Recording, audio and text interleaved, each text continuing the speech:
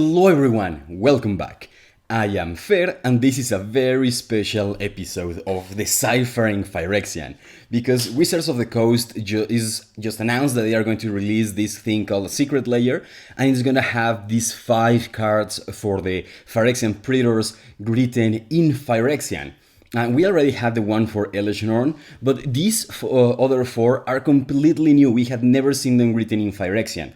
And this is amazing because the most examples you have of a written language, the easier it is to translate it. In fact, there are some real world languages, like the language from the Indus Valley Civilization or Linear B, or the language from Rapa Nui, that we have written examples of these languages, but linguists have not been able to decipher them because we have too few examples. And so this is going to be really cool. Also, for all the other examples of Phyrexian, they are several years old in most cases, so there are already community translations. And what I would do with them is that I would start with the community translations and try to use them as a base to try to find out new things about Phyrexian, like I've been doing in the other videos. And doing that, we were able to find how verbs work, the plural markers, and stuff like that. But the interesting thing here is that these are the first Phyrexian texts that I'm going to try to translate entirely on my own. I have purposely not seen any other attempts of translations because I know there are many other people trying to decipher Phyrexian. And eventually I'm gonna watch them, I'm gonna see what other people have done to see if I got something wrong or maybe I overlooked something. And in these videos, mostly I want to show you how we can go about deciphering these entirely new texts. And obviously I cannot decipher everything about these cards in just one video. It would be too long.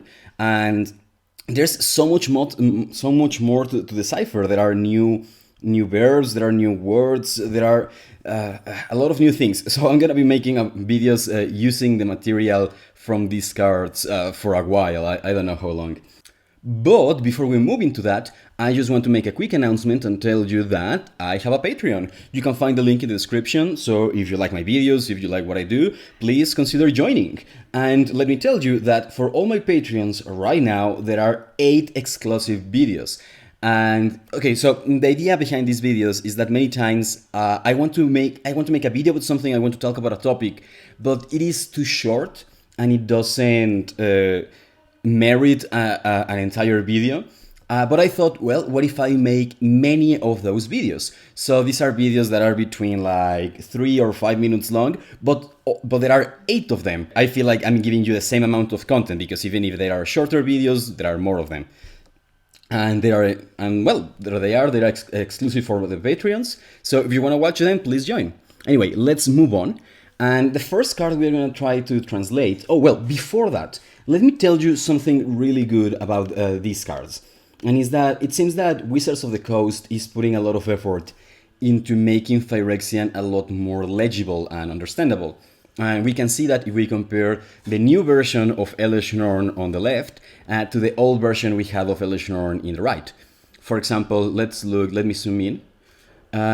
You can see how in the original one, sometimes we had the letters overlapping, kind of like what's going on over here. And if you don't know this language, and of course, at first you don't know anything about this language, it's difficult to tell when a letter starts and when it ends. And in fact, there are other examples where the letters or the symbols nearly overlap each other, like in this case. You see how this last letter is overlapping the word separator symbol? But then if we look at this other card, first we have like this bold effect on the text, which makes it easier to read. And you can see that the letters are clearly spaced and separated. You can see that they took more effort to make the diacritics easy to distinguish from each other. There are no mistakes, and you can see that there's even a little, the formatting of the text is even a little bit different.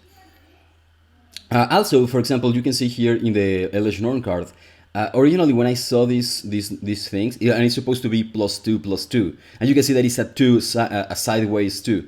When I saw that at first, I didn't recognize it as even as Phyrexian, as a number. I thought it was some weird Phyrexian symbol I had never seen before. But in this other example, it's much easier to distinguish them as numbers. The point is that And in fact, the text in these cards is so legible that you might have noticed that in all my other videos, well, I always write the text myself to make it more easy to read and to see clearly. But in these cases, I'm not going to have to do that because the text we have already is so legible, and that's great. And we are going to begin trying to decipher Jin Gitaxians, core Augur. It is a legendary creature, Praetor. It has flash. At the beginning of your end step, draw 7 cards. Each opponent's maximum hand size is reduced by 7, and the flavor text says it is not a goal but a process, the process of creating the perfect Phyrexia. Okay, so we have a lot to work with. Oh, by the way, let me tell you that what I did is that we know that in Universe, Phyrexian is supposed to be written top to bottom and left to right, but because they have to rotate the text for the cards, when you rotate the card itself, the text ends up going top to bottom, but it goes left to right, which might be fine for many of you if you speak, I don't know, Japanese, Hebrew, Arabic, or any of those languages that were invented by left-handed people. But since in Universe this text is supposed to be read from left to right, and that would be more natural for me and most people in my audience, what I did is that I cut the text and I reorganized it in the order it would naturally go in Phyrexian. So, okay, here we have it. And the first line is just the name, Jin Gitaxians, core Augur. There's not much to say there. We had already seen the name for Jin Gitaxians. And I mean, we know that this has to mean core Augur, but we don't, I mean, right now it's really hard to know where the word core and where the word Augur are in this line of text. All of them are going to have the exact same creature type, a legendary creature Praetor. This is something we have already seen before. We know that it contains the word for creatures and legendary and Praetor. And then we can finally have the rules text. And let me say something. There are, I think, 3 tools, 3 pieces of knowledge that we are going to use in all of these cards to decipher them. And they are the following. We know that Phyrexian seems to have a somewhat rigid word order, and it seems to be subject, object, verb. That means that first you mention who is doing the action, then to what, and at the very end of the sentence you include the verb. Our second tool is to know that Phyrexian seems to have a consonantal root system, like Hebrew consonantal root system. Consonantal root system. So it's like Hebrew, Arabic, or Amharic and other Semitic languages, which means that sometimes you can find the same consonants with other vowels or other things in between, and they are another version of the same word. And so the point is that by looking at the consonants, we can identify roots we already know. And finally is that it also has a syntax that is agglutinative. And yeah, it's interesting that it has a consonantal root system and it is agglutinative. It is like a combination of Hebrew and German. But the point is that, for example, like here, we know that somewhere there has to be, or like, okay, better, this one. We know that this is the word for creature, and so this has to be legendary. So this means that in Phyrexian, sometimes you can take smaller words and basically glue them together. That's where the word agglutinative comes from, to create longer words. And so using these 3 pieces of knowledge, we are going to be able to decipher a lot. Okay, let's begin. And first, we are going to look at the ability of Flash. And the first thing is that in all Phyrexian cards, all the abilities like Trample, Haste, Flash, whatever, they always start with these same 3 symbols. We don't know what it means. Some people seem to think that it means always or something like that. I don't know. I'm just calling it right now like the ability marker. Because I don't know what other meaning ability marker it has beyond that. But what I would have to do is to look for this word in some other context. And if we find this word in some other context, perhaps we can have a better understanding of what it means. Also, maybe this means flash, but it is too long. Usually, when you see a word in Phyrexian that is this long, it is a compound of other words by agglutination. So, okay, right now, all I know is that this means flash, but I suspect that maybe inside of here, we can, there's the word for light or suddenly or something like that. And then let's move on to the first line of text. And we know that, well, the first sentence. And we know that sentences in Phyrexian tend to start with a, how do you call it? A tense marker. But this is a tense marker, but we have never seen something quite like it. And in fact, in all of these cards, we're gonna see some very weird tense markers. And perhaps this means like at start or at time or when. I don't know, it's very confusing. Honestly, I have to sit down and look at all the tense markers and analyze them carefully one by one. But that's going to be another episode for another time. Right now, we are just trying to translate to this card. And then we have this word. Let me check my notes. Okay, so we don't. Okay, at first we don't know what this word has to be, nor this word, but we know that at the end of the sentence has to be the verb for draw. And in fact, look, this is the number 7, because Phyrexians might be machines created by a guy that became a god in another universe and created a dystopian nightmare, but they use the same numbers as we do, so that's convenient. And so that's a 7. And we know that this is the end of the sentence because Phyrexians are kind enough to mark the end of sentences. And we know that because of the subject, object, verb, word order, then this probably is the verb to draw. But if that's the case, that's a little bit of a problem, because you may remember that we had already discovered a lot about verbs, and we had find out that verbs are conjugated in certain ways in Phyrexian, and that they have these endings that are very consistent in all the examples we had seen. But here we are seeing, if this is the ending, I mean, all of them were a vowel and then a consonant. But if this is the conjugation for this verb, this is a conjugation we had never seen before. And in fact, that's going to be another pattern. In all of these cards, we have a lot of conjugations in verbs that we had never seen before, and that's confusing. But that's another thing that we're going to have to analyze in the future. But another good thing is that we had already seen the word for cards before. And not just that, but we can look at this word and we can recognize that this is a plural marker, because plurals are made by repeating a vowel in the word. And so that we can guess that this is cards. But even if we didn't guess it, we already had seen the word cards used in other examples. And we know actually that it always contains some consonants that are something like this every time. And the specific diacritics might change, but so that makes me think that the diacritics are like somehow modifying the consonants and don't create entirely new consonants. But anyway, so just by looking for this pattern of consonants, we can recognize the word for cards. And then we find this lonely word here. And okay, this one is, I hate it. We have never seen it before, as far as I know. But it appears all over all of these new cards, all over the place, in every single one. And I have no idea what it means. Maybe it is a tense marker, but it would be weird because most tense markers we had seen were often like a vowel and then a consonant or whatever. Some people seem to think that this is like an imperative marker. I'm just gonna write imp. But I don't know. So yeah, but whatever that thing is, it bothers me, but there it is, and we had never seen it before. Okay, so let's look at what we have done.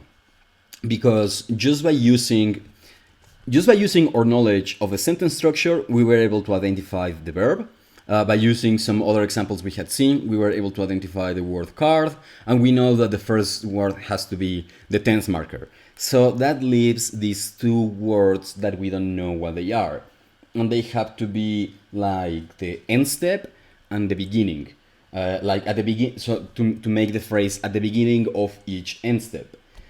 And so, honestly, well, at this point, there are other Phyrexian cards that reference like steps in the game, like your upkeep step or things like that. And so and I'm gonna show you that I think in another video, because otherwise this one would be way too long. But by analyzing, I think that it was a card for Vorinclex that also mentions steps. And I looked for like the symbols that repeat in both Jin Gitaxians and Vorinclex. And I was able to find that this is the sequence of symbols that repeats in both cards. So it would make sense to me that this is step. And so this would have to be the end, the word for end. So together there's agglutination, remember, and both of them combine to mean end step. And then also another clue that supports the idea that this is the end step is that this word here is plural, you see? And that's interesting because we already identified the word for cards, and that's the only thing that has to be plural in this sentence. So what is this plural doing here? Okay, and this is like my theory of what's going on, and that is that the plurals are somehow connected in a way with the word each. And that makes sense because, like, if you have a set of elements, a set of something, and you want to refer to all the elements in that set, you maybe will use each, but also by using plural to mean that you don't, to say that you don't mean like one single element in the set, but all of them. I don't know, there is this kind of relationship. So the point is that I think this means each beginning. Each beginning. And beginning is an English word that I hate because it's just way too long. Anyway, and so we have that this sentence would be something like at start, end step, each beginning. And here each beginning would be modifying step, which is something we have seen before in Phyrexian. They put the modifiers at the end many times, not always, but most of the time. Anyway, at start, end step, each beginning, order 7 cards, draw. Okay, that seems to make sense, seems to be consistent with what we already knew. Let's analyze this other sentence. And it mentions that your opponent's maximum hand size is reduced by 7. And the first thing we recognize here is just the present tense marker. And it's nice and it's familiar and I love it. Present tense marker, nice. Here, actually, this one is the negation. And remember that because that's going to be important. This turns a word into its opposite. And this means player, or actually in plural, players. And so the opposite of the player is the opponent. And so this is something we had already seen before in many other cards. Oh, sorry, opponent. And so the word for opponent is one of the few Phyrexian words that I can recognize without having to look at my notes, because it's just I have seen it so many times. And maybe this plural thing is referring to like each opponent. Actually, let's look at the Jin Gitaxian card. Each opponent's maximum hand size is reduced by 7. See? And so like this seems to strengthen that relationship between plural and the word each, in my opinion. Then let's look at... okay. We know that we don't know how to translate this right now, but when we do that, we use what we know, and we know that the verb has to be at the end, remember? So whatever any other word is, this has to be reduced. And in fact, look, we have the 7 again here. Okay, so, and here we have, how many words? We have one long word, yeah? Yeah, it's one long word and one short word. And I think that maybe this is meaning something like, perhaps we could translate it as by, but maybe it is related to adverbs somehow. The point is that perhaps this means that in the manner of seven reduced. That's my guess. In the manner of seven reduced. I think that would be a better translation than simply the word by. That whatever this word that this the point is that this word turns whatever comes after it into an adverb or something like that. I'm not sure. That's just my guess right now. But then, by process of elimination, this has to be maximum hand size. And yeah, we know that has to be a compound word. So the word for maximum and hand and size are probably somewhere in there.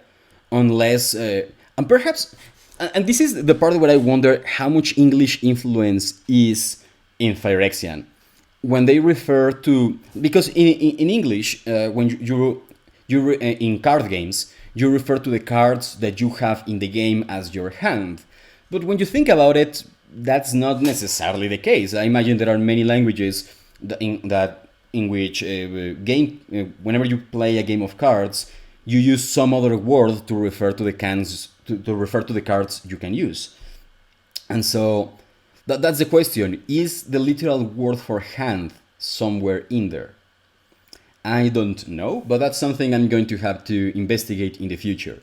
But now let's look at the flavor text. And the flavor text, remember the translation, well, the original was that it's not a goal but a process, the process of creating the perfect Phyrexian.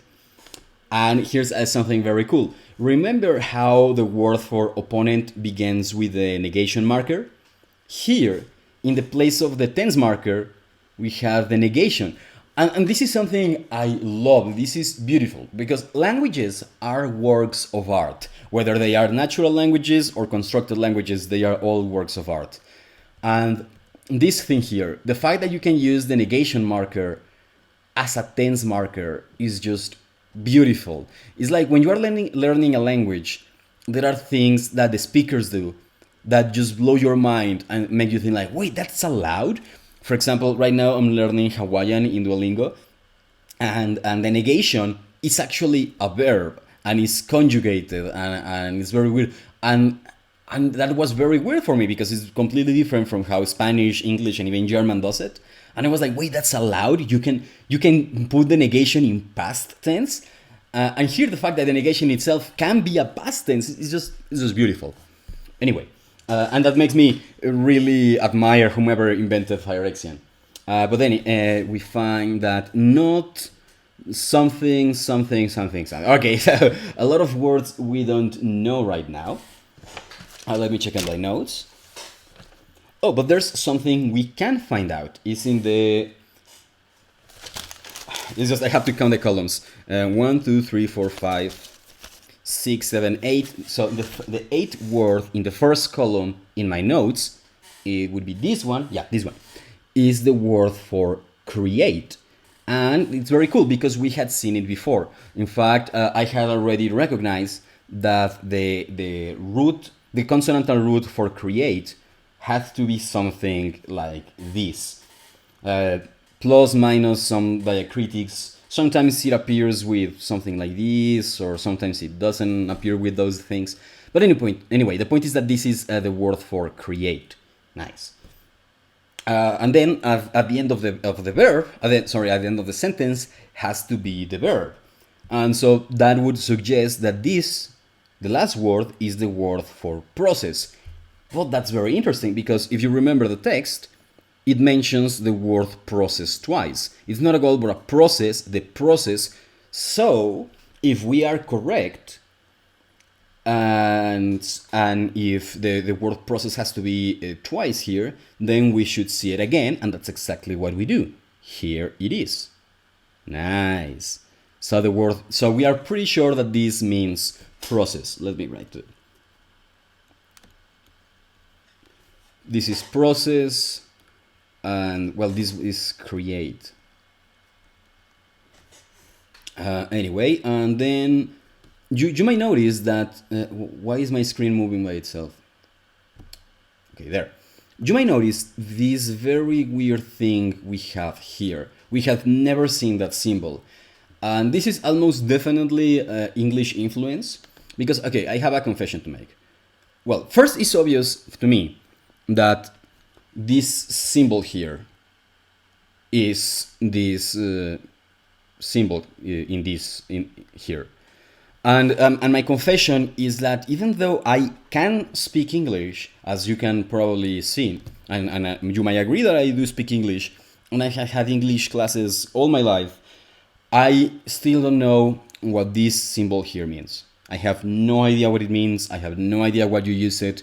I think you could just replace it by a comma in every instance. So yeah, I don't know what it's doing there, and like, it's one of those questions that I never asked in my English class, and by this point it's too late for me.